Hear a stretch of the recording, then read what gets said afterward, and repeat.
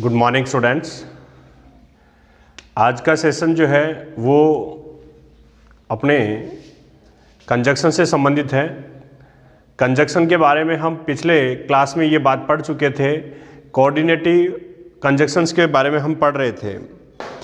मैंने कोऑर्डिनेटिंग वाले में कुछ आपको बताए थे। जैसे कोऑर्डिनेटिंग कंजक्शन में मैंने कहा था कि ये इक्वल रैंक के दो क्लॉजेज को जोड़ने का कार्य करता है। तो कोऑर्डिनेटिंग में मैंने आपको ऐसे दो कुछ कंजक्शन जो है काइंड्स, कोऑर्डिनेटिंग मैंने कहा था कि कंजक्शन दो काइंड्स में है, कोऑर्डिनेटिंग और सबऑर्डिनेटिंग। कोऑर्डिनेटिंग में हमने चार ऐसे और जो टाइप्स निकाले थे, जिनमें पहला जो मैंने आपको बताया था क्यूमुलेटिव, उसके बाद में एडवर्सिटिव, और आज जो है वो हमने ले लिया है अल्टरनेटिव। देखिए कंजक्शंस जो भी आ रहे हैं, आप सबको ये जानकारी रहे कि कंजक्शन जो है वो केवल और केवल दो शब्दों को, ऐसे दो फ्रेजेस को या किसी प्रकार के दो ऐसे जो क्लॉजेज को जोड़ने का कार्य करता है। अब यहाँ पे आपको जितने भी टाइप्स के कंजक्शंस नज़र आते हैं, आपको केवल अलग अलग काइंड्स में हम इसलिए बता रहे हैं कि आपको ये जानकारी रहे कि ये जो कंजक्शन है, जो समुच्चय है, जो संयोजन है, वो कौन से काइंड का है, कोऑर्डिनेटिंग है, सबऑर्डिनेटिंग है। कोऑर्डिनेटिंग का सीधा सा मतलब ये है कि जो किसी तरह से स्वतंत्र अपना कार्य करता हो, जो वाक्य में यानी दो ऐसे सेपरेट जो सेंटेंस या क्लोज जो अपना अपना अलग अलग अर्थ रखते हो, एक दूसरे पर किसी प्रकार का निर्भर होने का कार्य नहीं करते हैं, वो कोऑर्डिनेटिंग है, निर्देश करते हैं अपना अपना। और सबऑर्डिनेटिंग में क्या होता है कि सेकंड क्लॉज या फर्स्ट क्लॉज यानी जो एक क्लॉज है वो एक पर निर्भर रहता है। तो आज हम सबऑर्डिनेटिंग भी पढ़ेंगे, लेकिन कोऑर्डिनेटिंग में ये बात पहले पढ़ लेते हैं कि आपने क्यूमुलेटिव पढ़ा, आपने एडवर्सेटिव पढ़ा, और आज हम पढ़ रहे हैं अल्टरनेटिव कंजक्शंस। अल्टरनेटिव कंजक्शंस क्या है? ये दो विकल्पों के बीच चॉइस व्यक्त करते हैं। अल्टरनेटिव सबसे ही पता चल रहा है कि ये चॉइस का कार्य करता है, यानी या तो ये या फिर वो, दिस दैट का यहाँ पे चलेगा। यानी कहने का मतलब कि चॉइस करने का आपको यहाँ पे कंजक्शंस यानी दो क्लोज होते हैं जिनमें अपना अपना वर्क होता है, जब अपना अपना जो एक्शंस होता है उनमें से किसी प्रकार का चॉइस देता है।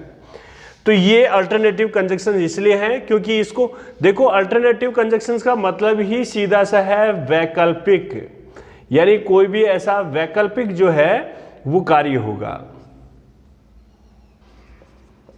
वैकल्पिक जो समुच्चय या संयोजन, इसको हम कह देंगे कि ये वैकल्पिक संयोजन है। अब वैकल्पिक संयोजन जो है, इसके बारे में देखो, ये कह रहा है कि दो विकल्पों के बीच चॉइस व्यक्त करते हैं। जैसे एग्जांपल के लिए यहां पे दिया कि गिव हिम ए पेन और पेंसिल, और गिव हिम ए पेंसिल और पेन। तो यहां पे और जो यह नजर आ रहा है, ये क्या चीज है? ये कंजक्शन है। यहां पे जो और शब्द दिया हुआ है वो कंजक्शन है।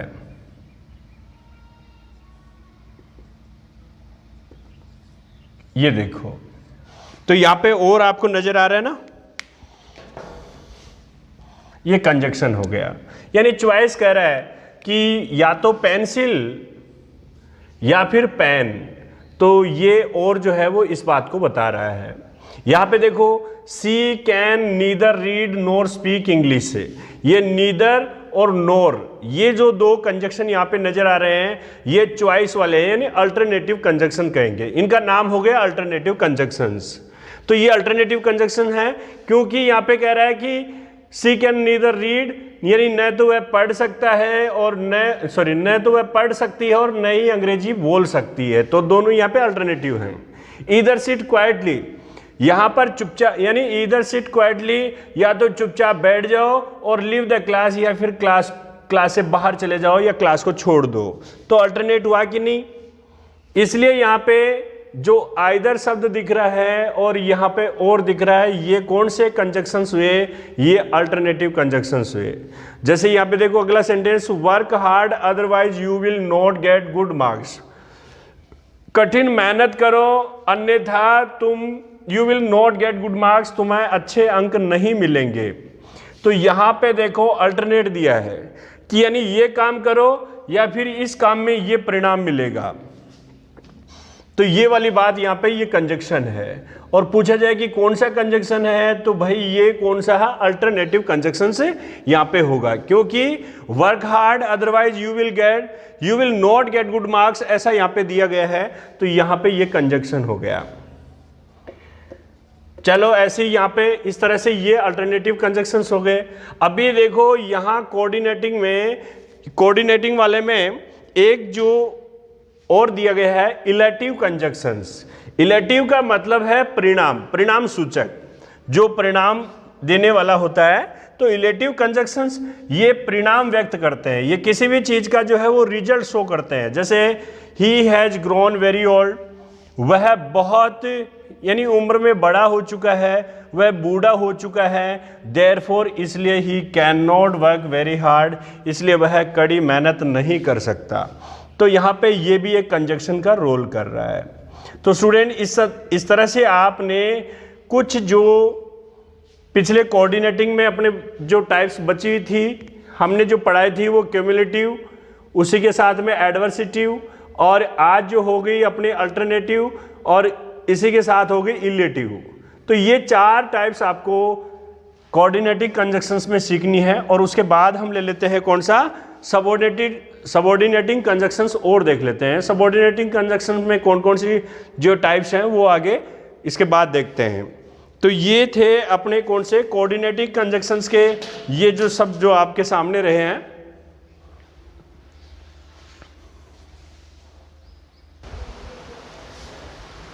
अच्छा स्टूडेंट, अब देखो आज बात कर लेते हैं आगे अपने इसी में सबऑर्डिनेटिंग कंजक्शंस की।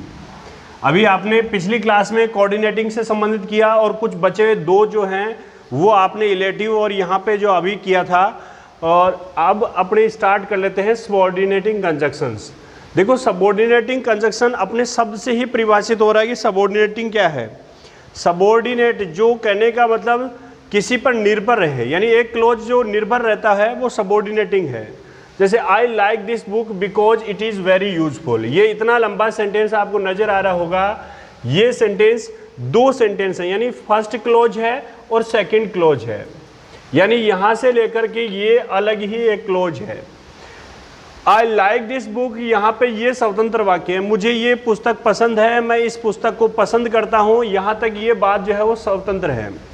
लेकिन because it is very useful, अगर ये वाक्य अकेला ही हम पढ़ें तो ये किसी तरह से फिट नहीं होगा। Because it is very useful, ये बात यहाँ पे अगर अकेले हम पढ़ें तो ये वाक्य जो है वो अपना अर्थ सही नहीं देगा। मैंने इस बात को क्लियर करने के लिए पूरा लिखा है। देखो यहाँ पे इस वाक्य में 2 उपवाक्य हैं, एक तो ये और एक ही है। आई लाइक दिस बुक, यहाँ तक एक उपवाक्य हो गया। Because it is very useful, यहाँ पे जो है वो सेकंड हो गया। तो 2 उपवाक्य हैं। Because it is very useful उपवाक्य अपना अर्थ स्पष्ट रूप से व्यक्त करने के लिए दूसरे उपवाक्य पर निर्भर है। तो यहाँ पे ये बात साफ साफ पता चल रही है कि जो because it is very useful वाला जो सेंटेंस है वो अपना अर्थ अकेला स्पष्ट नहीं कर पा रहा है, ये दूसरे वाक्य पे यानी जो फर्स्ट क्लोज था उस पर निर्भर करता है। ये तो निर्भर रहने वाला उपवाक्य है। तो वो जो निर्भर रहने वाला उपवाक्य है और उसमें जो एक कंजक्शन जुड़ा है, इसीलिए उसको क्या कहेंगे, सबऑर्डिनेटिंग कंजक्शन कहेंगे। तो इसलिए सबऑर्डिनेटिंग कंजक्शन कहलाता है। अभी देखो यहाँ पे सबऑर्डिनेटिंग कंजक्शन कौन सा है, बिकॉज। ये बिकॉज कंजक्शन यहाँ पे निर्भर रहने वाले उपवाक्य को व्यक्त कर रहा है, तो इसलिए उसका नाम क्या हो गया, सबऑर्डिनेटिंग कंजक्शंस हो गया।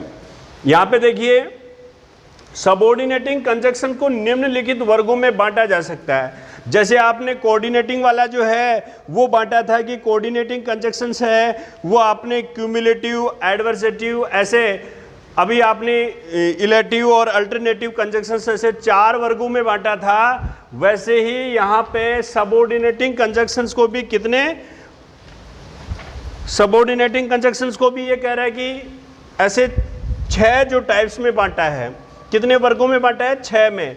Time, cause, reason, purpose, result, condition और कंसेशन, इन सब में यहाँ पे ये क्या कर रहा है कि बांटने का कार्य कर रहा है। तो स्टूडेंट्स आपको यहाँ पे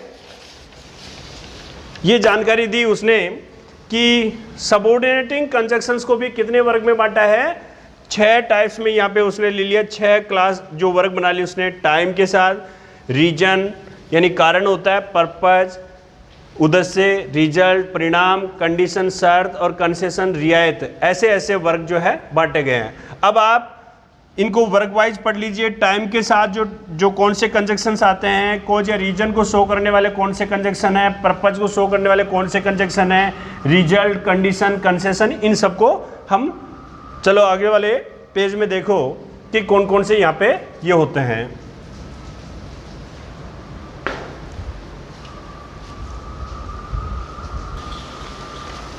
तो स्टूडेंट्स हमने सबऑर्डिनेटिंग कंजक्शंस को यहाँ पे जो है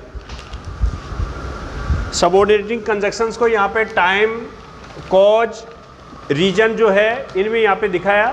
तो इस तरह से ये जो है जैसे टाइम के संबंध में बताया हमने कि ऐसे कौन से कंजक्शंस हैं, तो इनमें आया as soon as, when, while, since, as long as, before, after, till, until. ये जितने भी कंजक्शंस हैं वो किसको शो कर रहे हैं, ये तमाम जो कंजक्शंस नज़र आ रहे हैं वो टाइम को शो कर रहे हैं। तो सबऑर्डिनेटिंग जो हम कंजक्शंस पढ़ेंगे ये वाक्यों 2 क्लोज को जोड़ने का कार्य करेंगे। एक क्लोज जो है वो अपना अर्थ स्पष्ट करने के लिए दूसरे क्लोज पे क्या करेगा, निर्भर रहेगा। जैसे एज सुन एज, व्हेन, ये सारे जितने भी दिख रहे हैं ये कंजक्शंस ये टाइम को शो करेंगे। जैसे यहाँ पे मैंने कहा कि the train left before I reach the station, यहाँ पे देखो द ट्रेन लेफ्ट एक क्लोज हो गया, आई रीच द स्टेशन यहाँ पे दूसरा क्लोज हो गया, और बीच में जो यहाँ पे दिख रहा है बिफोर, ये बिफोर यहाँ पे जो नजर आ रहा है ये कंजक्शन का रोल कर रहा है। इसका मतलब ये सेंटेंस है वो यहाँ पे डिपेंड कर रहा है सबऑर्डिनेटिंग जो कंजक्शंस है, क्योंकि the train left before I reach the station, मेरे स्टेशन पहुंचने से पहले ट्रेन निकल गई थी, तो ट्रेन चली गई, और यहाँ पे before I reach the station इसमें ये जुड़ करके अपना एक मीनिंग तभी दे पा रहा है जब इस यानी इस क्लोज पे ये निर्भर करेगा, इसके साथ होकर के अपना अर्थ स्पष्ट करेगा। तो यहाँ पे बिफोर क्या हुआ, जो एक कंजक्शन है, और ये बिफोर यानी पहले, ये पहले जो शब्द बोल रहे हैं वो क्या है, ये टाइम जो है वो शो कर रहा है। When Kumkum came to my house I was sleeping, जब कुमकुम मेरे घर आई मैं सो रहा था। आई वॉज स्लीपिंग अपने आप में जो है वो स्वतंत्र है, बिल्कुल एक किसी तरह से ये कहें कि इंडिपेंडेंट सेंटेंस है। आई वॉज स्लीपिंग, मैं सो रहा था, वाक्य अर्थ दे रहा है। लेकिन वहन कुमकुम केम टू माई हाउस अगर अकेले को पढ़ें तो ये किसी तरह से अर्थ नहीं दे रहा है। यहाँ पे जो वहन ये समय को शो करने वाला है, टाइम को शो करने वाला कंजक्शन है, और ये दो इस क्लोज को जो है वो जोड़ने का कार्य कर रहा है। तो ये हो गया अपना टाइम को शो करने वाला कंजक्शन वहन। The village has very much changed since I left it. देखो ये जो पढ़ रहे हैं ये प्रेपोजिशन भी होते हैं, लेकिन प्रेपोजिशन का पहचान क्या होता है कि वो यहाँ पे जो है वो वाक्यों को जोड़ने का काम नहीं करते। प्रीपोजिशन तो मैंने पढ़ाया आपको, प्रीपोजिशन है वो नाउन प्रोनाउन के पहले आता है। यहाँ पे तो बात ये हो रही है कि 2 वाक्य हैं। अभी कंजक्शन किसे कहते हैं, जो 2 शब्दों को, 2 वाक्यांश को, 2 उपवाक्यों को जोड़ने का काम करता हो। और ये देखिए ये एक क्लोज हो गया और इधर ये एक क्लोज हो गया, दोनों को जोड़ने का काम कर रहा है, वो कंजक्शन है। The village has very much changed since I left it. यहाँ सिंस का मतलब चूंकि है, तो यहाँ क्योंकि, चूंकि ऐसे अर्थ इसके दिए जा रहे हैं। ये कह रहा है कि चूंकि जब मैं गया था, मेरे जाने वाले समय के बाद से गांव पूरी तरह से बदल गया है। वेरी मच चेंज्ड यानी बहुत बदल गया है। और यहाँ पे देखो टिल भी ऐसा ही है, एक समय को कह रहा है, वेट है, यहाँ पे प्रतीक्षा करो, यहाँ पे प्रतीक्षा करो, वी कम, जब तक हम लौट आते हैं, या वी कम यानी हम आते हैं तब तक आपको यहाँ पे प्रतीक्षा करनी है। तो यहाँ पे 2 ऐसे क्लोज हैं जिसके बीच में टिल जो है वो टाइम को शो कर रहा है। एज सुन एज भी समय को ही दे रहा है। As soon as the thief saw the police he ran away, वह भाग गया। तो यहाँ पे देखिए ये जो है वो सबऑर्डिनेटिंग कंजक्शन का रोल कर रहा है। कि जैसे ही चोर ने पुलिस को देखा ही रैन अवे, वह भाग गया। अब जो ये भाग गया ना, ये तभी अर्थ देगा, ये जो एक यहाँ पे इंडिपेंडेंट जो क्लोज दिख रहा है ये इसके साथ जुड़ेगा। अच्छा जी, ये तो था टाइम को शो करने वाला जो अपने कंजक्शंस, और आगे है कॉज रीजन को शो करने वाले कंजक्शंस हैं। उनमें कौन से हैं? बिकॉज है, सिंस है, एज है। अभी देखो सिंस यहाँ पे आपने अभी अभी पढ़ा, सिंस ये कारण को नहीं बता रहा है, ये समय को बता रहा है। ये किसको बता रहा है? समय को। ये कह रहा है कि यानी जब से मैं गया हूँ गांव पूरी तरह यानी बहुत ज़्यादा बदल गया है, गांव तब से बहुत बदल गया है, यानी ये समय को बता रहा है। और यहां देखिए ये सिंस है, ये सब जो है वो किसको बताएगा? बिकॉज यानी क्योंकि है। इन सब का अर्थ क्योंकि है, चूंकि ऐसा इनका अर्थ है। तो यहां पे देखिए ये कारण को शो करेंगे जहां जहां भी ये लगे हुए हैं। जैसे मैं यहां पे बात करूं, एज इसमें यहां पे लगा हुआ दिख रहा होगा आपको, सिंस इसमें लगा हुआ दिख रहा है, बिकॉज इसमें लगा हुआ दिख रहा है। तो ये सब जो है वो सबऑर्डिनेटिंग कंजक्शंस कहलाएंगे जो कारण को शो कर रहे हैं। जैसे as my father has grown, और जैसा कि मेरे पिता जो हैं वो बूढ़े हो गए हैं। He can not work hard, वह कड़ी मेहनत नहीं कर सकते।